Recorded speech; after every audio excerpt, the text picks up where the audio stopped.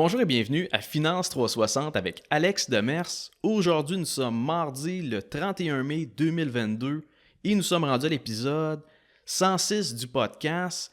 Et aujourd'hui, je vais vous parler principalement de l'économie, mais surtout des interventions du gouvernement et de ses répercussions, autant sur le marché du travail, l'économie en général et je vais également parler des prêts étudiants, le support gouvernemental avec les subventions, puis la PCU, la PCRE, toutes les dépenses gouvernementales, en fait, qui contribuent à la hausse de l'inflation. Sinon, pour commencer, je veux quand même revenir un peu sur les marchés boursiers. Donc, au courant de la semaine dernière, plutôt vers la fin de la semaine, on a eu une belle remontée du côté des marchés américains. Ce matin, les indices sont légèrement dans le rouge, mais juste vous rappeler qu'on est toujours dans un bear market, donc dans un marché baissier, toujours dans une tendance baissière, bien qu'il y ait eu un beau rebond à la hausse depuis quelques jours.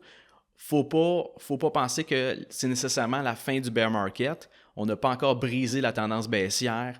On n'est pas non plus passé au-dessus de la moyenne mobile sur 50 périodes. Ça, c'est plus du côté technique. Il n'est pas trop tard non plus pour effectuer des achats long terme, même si, par contre, je vous avoue que les prix ont déjà commencé à remonter par rapport à la semaine dernière puis l'autre d'avant. Donc, c'est à surveiller de ce côté-là. L'autre chose, c'est que demain, on s'attend que la Banque du Canada relève encore, augmente le taux directeur de 50 points de base. C'est sûr que moi, j'aurais préféré une augmentation de 75 points de base. On va le savoir demain, mais le consensus présentement, c'est pas mal plus un demi% d'augmentation.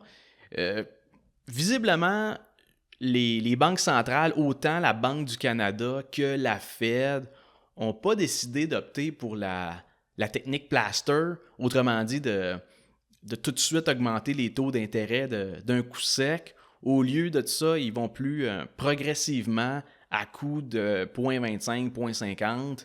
C'est sûr que de mon côté, j'aime plus ou moins cette approche-là parce que au final, tu peux essayer de repousser la récession, mais je pense qu'on ne pourra pas l'éviter. On n'a pas le choix de s'en aller là pour reprendre le contrôle au niveau des prix.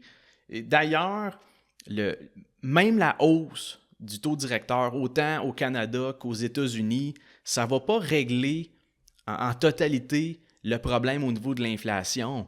C'est-à-dire que l'augmentation des taux d'intérêt, ça va venir jouer sur la demande. Ça devrait ralentir la consommation, donc enlever cette pression inflationniste du côté de la demande. Mais actuellement, on a quand même des problèmes au niveau de l'offre.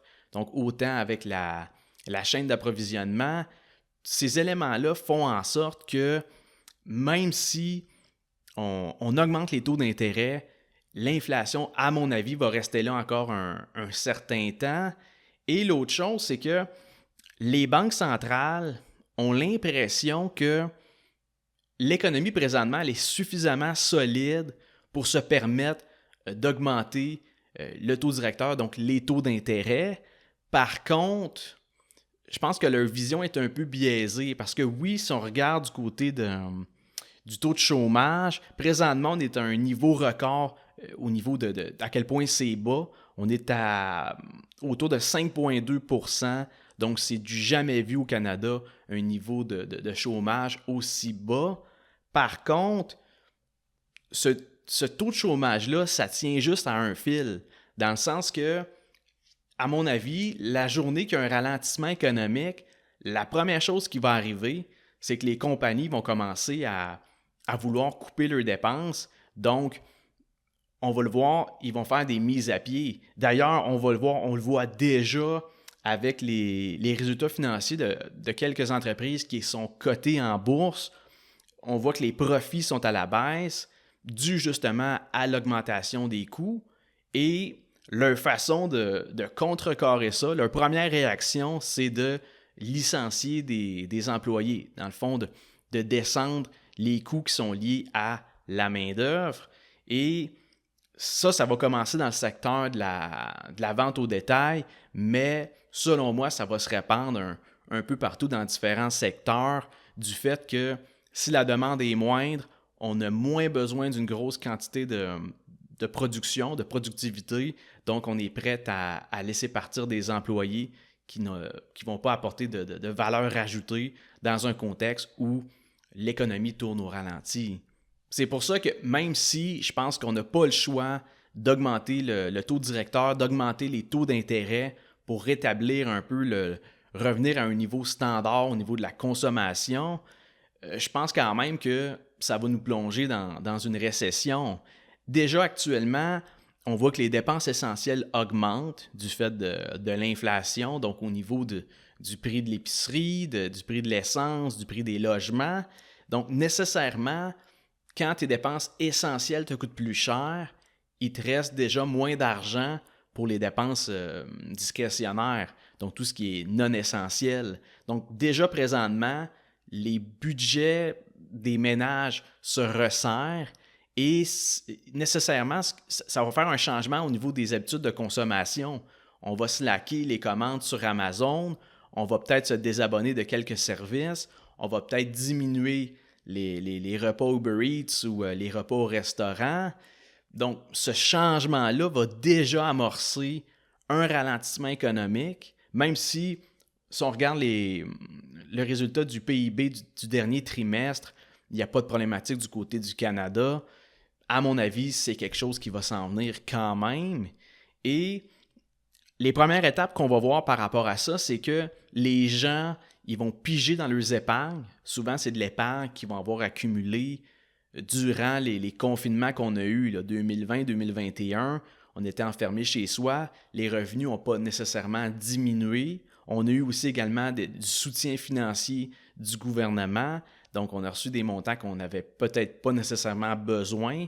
Mais bref, ça a permis à beaucoup de personnes d'augmenter leur taux d'épargne parce que tes revenus ne changent pas, mais tu ne peux plus dépenser, tu ne peux plus aller en voyage, tu ne peux plus aller au cinéma, tu ne peux plus sortir tout simplement. Ça fait en sorte que les dépenses diminuent drastiquement, le revenu ne change pas, la balance, donc le cash excédentaire, normalement, devrait aller dans l'épargne et c'est ce qu'on a pu voir au niveau des données. Mais là, présentement, on va piger là-dedans pour être capable de conserver un rythme de vie similaire, même avec le niveau d'inflation qu'on a en ce moment. Ensuite de ça, quand il n'y aura plus d'épargne, on va se diriger avec les cartes de crédit. Donc, c'est là que les gens vont dépenser en utilisant leur Mastercard, Visa ou leur marge de crédit personnel, que ce soit une marge de crédit personnelle ou hypothécaire. Dans tous les cas, si on veut continuer à dépenser, mais que notre pouvoir d'achat a diminué, puis que notre situation financière est plus tight, on n'a pas le choix d'opter pour du crédit. Et déjà, c'est ce qu'on observe. Donc, ce n'est pas des projections dans 10 ans. Déjà là, oui, au niveau de la vente au détail, les chiffres n'ont pas diminué. Par contre, on voit que pour continuer ces achats-là, il a fallu que les gens optent pour une utilisation de leur carte de crédit. Ça, on le voit, les données le prouvent, le démontrent. C'est que présentement, même s'il n'y a pas de ralentissement concret au niveau des habitudes de consommation, il y a une utilisation plus prononcée au niveau du crédit. Et je veux aussi revenir sur le pourquoi on se retrouve avec une hausse aussi forte de l'inflation. Oui, il y a différentes raisons. On peut penser au COVID, la guerre en Ukraine, le Evergreen, le bateau qui était de travers, puis les chaînes d'approvisionnement. Mais principalement, la cause de l'inflation, c'est les dépenses gouvernementales. Ça, plus le fait qu'on était avec des taux d'intérêt à des niveaux planchers. 0,25 %, c'est rien. Donc, tu as accès à ce moment-là à du cheap money, puis ça fait en sorte que tu es dans un mood qui te porte plus à dépenser du fait que le coût d'emprunt coûte presque rien finalement. Et sans tomber dans l'aspect vraiment politique, je suis quelqu'un qui est fondamentalement contre les aides gouvernementales, dans le sens que je suis pour le système de santé gratuit, même si, personnellement, quand j'ai de quoi, ben, je prends un rendez-vous à la clinique privée. C'est plus efficient, c'est plus rapide, c'est plus cher, mais c'est pas mal plus efficace. Donc, de mon côté, j'opte pour ça. Mais en même temps, quand j'avais 24 ou 25 ans, j'ai eu un appendicite. Et à ce moment-là, ben, j'ai été à l'urgence puis j'ai été opéré disons, dans des délais raisonnables. Et évidemment, ça a été gratuit. C'est couvert par un paquet d'affaires que je paye au gouvernement et ça permet d'avoir un système de santé, entre guillemets, gratuit. Parce que normalement, ce genre d'opération-là, si on regarde aux États-Unis, sans assurance, là, c'est une opération qui coûte entre 30 et 40 000 $. Donc, c'est sûr que 24-25 ans, commencer avec une dette de 30-40 000, c'est pas la meilleure des choses et ça m'aurait sûrement nui au niveau de mon parcours d'entrepreneur. Commencer avec une dette de 30-40 000 quand tu veux te partir en affaires, c'est pas l'idéal.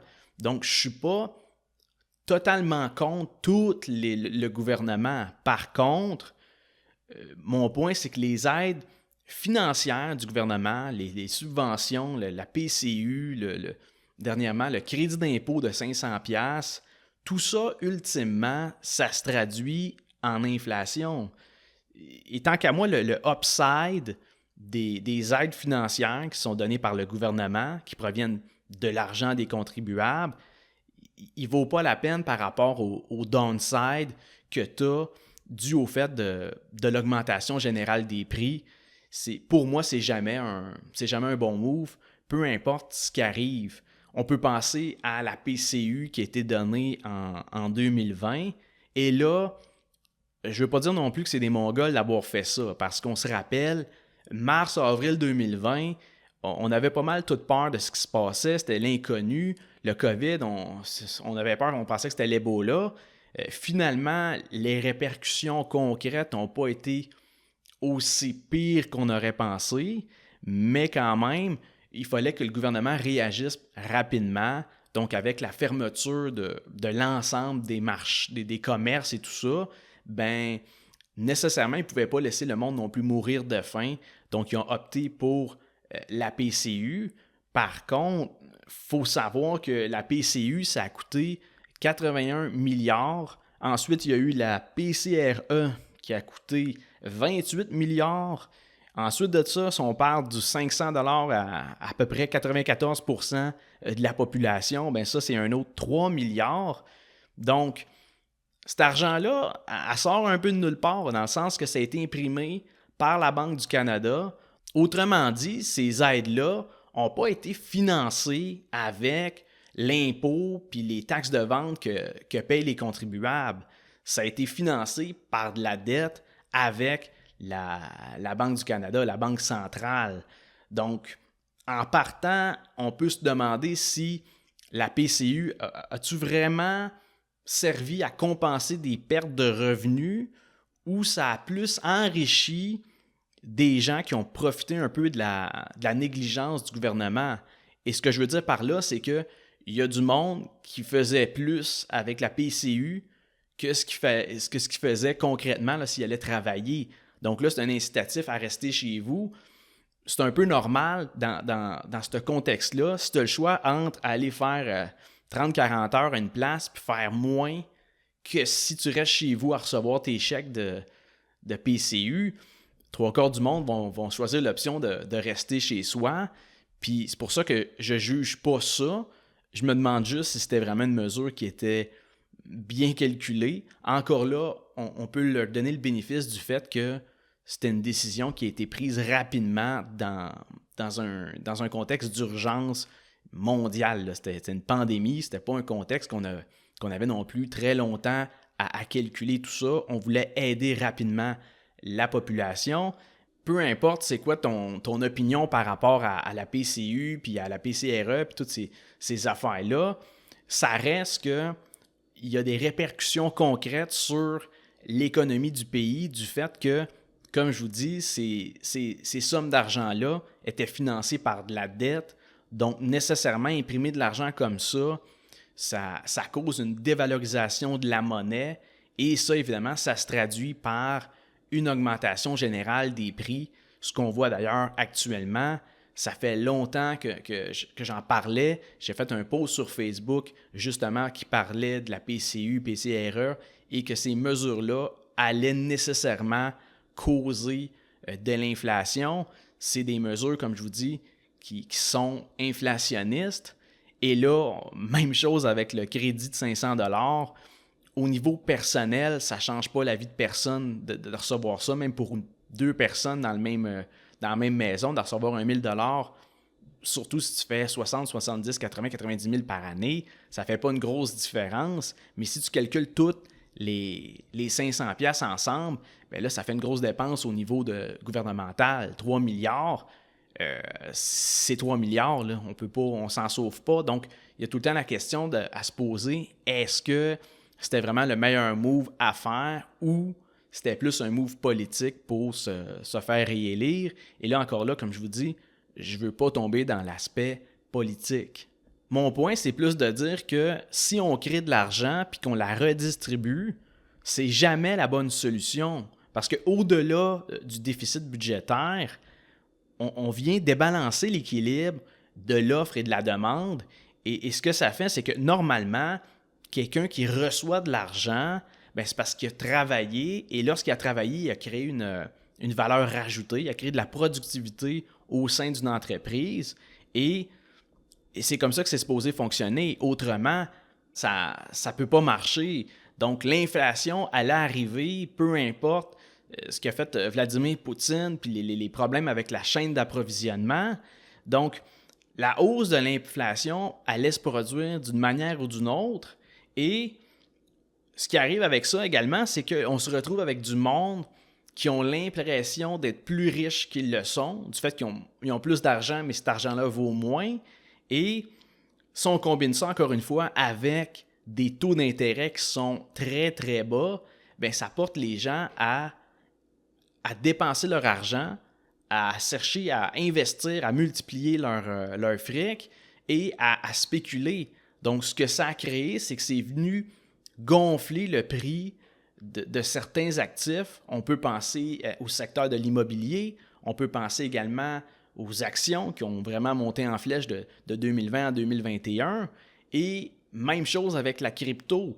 C'est sûr que quand tu as beaucoup de cash excédentaire, puis tu vois du monde qui font de l'argent avec la crypto, les NFT, tout ça, tu veux embarquer dans la vague, puis profiter de ça aussi. Donc, d'après moi, toute l'exubérance qu'on a vue en 2020-2021, autant avec le prix des maisons, les marchés boursiers, la crypto, pour moi, en fait, ça a été gonflé justement par tout l'argent qui a été injecté dans le système par le gouvernement. Et là, le retour de l'ascenseur, c'est avec justement la hausse de l'inflation. Et je pense que ce qu'on va voir en 2022-2023, c'est que la balloune va péter.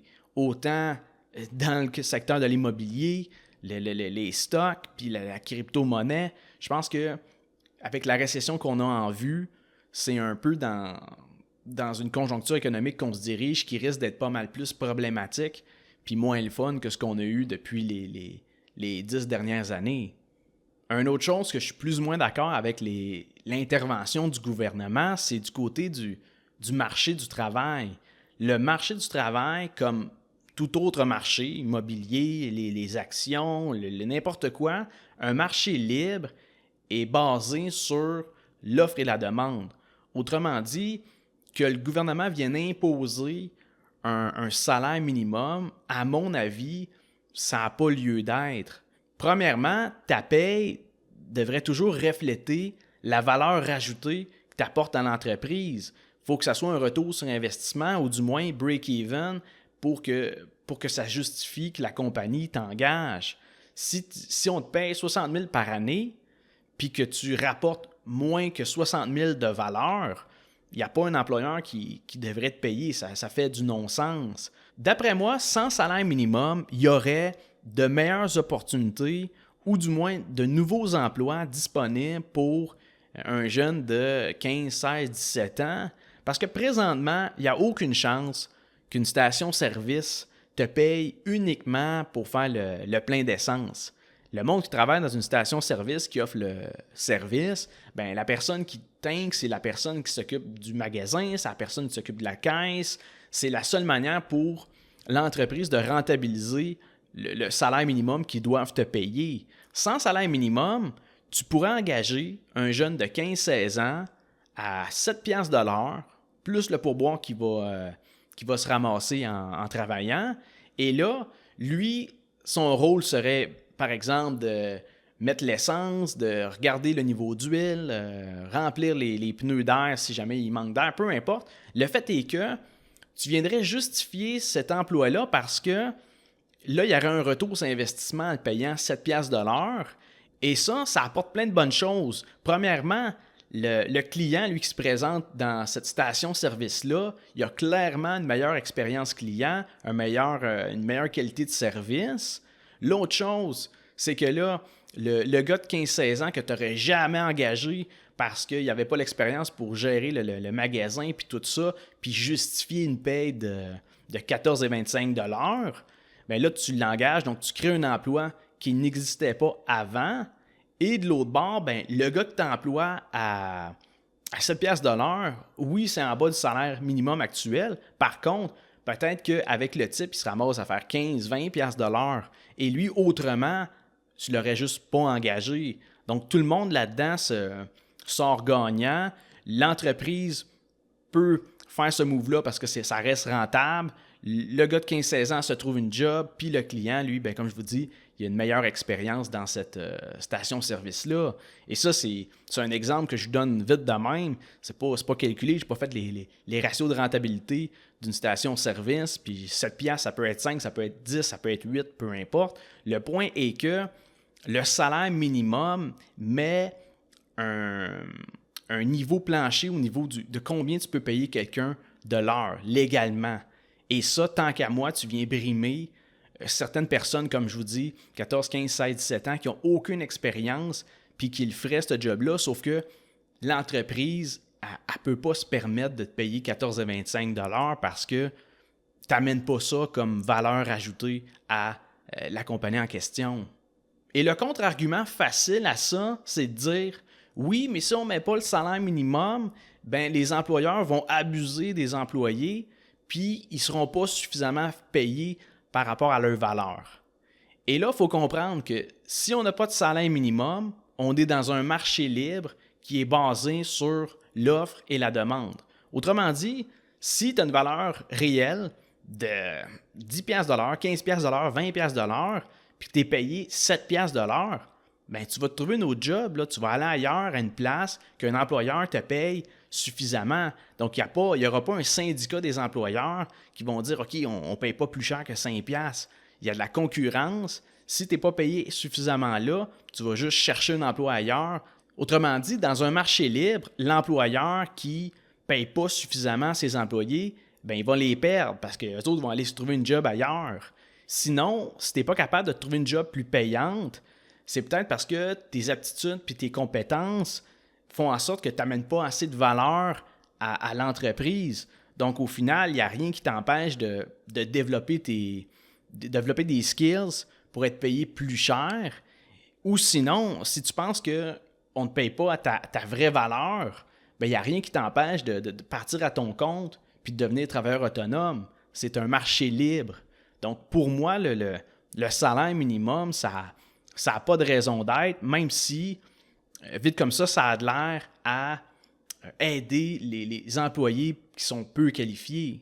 Dans les faits, le salaire minimum, ça restreint artificiellement le nombre d'emplois disponibles et ça contribue également à la hausse de l'inflation parce que les compagnies, ils doivent augmenter leur prix pour venir couvrir les dépenses en main-d'œuvre. Et là, le salaire minimum, clairement, en mettant un niveau plancher, bien, ça fait que ça augmente les coûts du labor, mais ça n'augmente pas la productivité. Et là, il ne faut pas penser qu'à 7 piastres de l'heure, c'est de l'exploitation. Si un travailleur accepte volontairement de travailler à 7 piastres de l'heure, bien, ça veut dire qu'il n'a pas été capable de se trouver mieux. Et 7 $, c'est quand même mieux que rien pantoute. Et l'autre chose, c'est que le monde qui dit « Ouais, mais là, moi, je suis au salaire minimum, puis je suis pas capable de m'acheter une maison, puis je suis pas capable de faire vivre ma famille. Il faut augmenter le salaire minimum. C'est plate, mais c'est normal qu'au salaire minimum, tu peux pas te permettre d'acheter une maison puis de subvenir aux besoins de ta famille. Dans le sens que pour moi, la première étape, ce serait de trouver une façon d'augmenter ta valeur sur le marché du travail en développant des nouvelles compétences, en trouvant des skills qui, justement, rehaussent ta valeur pour les employeurs. Tu peux pas dire aux employeurs « Hey, il faut que tu augmentes mon salaire pour que je puisse m'acheter une maison puis faire vivre ma famille. » Ça marche pas de même. Tu peux pas être payé 30$ de l'heure à laver de la vaisselle. Il n'y a pas une compagnie qui va être rentable en t'engageant à ce salaire-là.